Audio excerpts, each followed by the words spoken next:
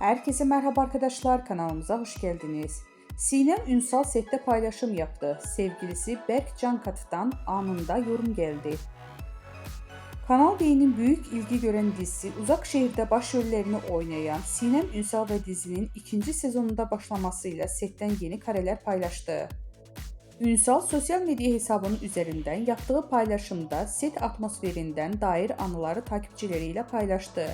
Bu paylaşım kısa sürede büyük beğeni toplarken sevgilisi ve aynı zamanda oyuncu olan Berk Cankat'tan anında bir yorum geldi.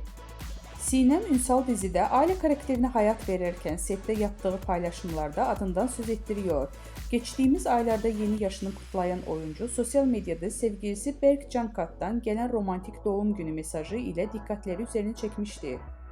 2 yıldır birlikte olan ünlü çift doğum günü mesajları sosyal medyanın kullanıcıları tarafından ilgiyle takip edildi.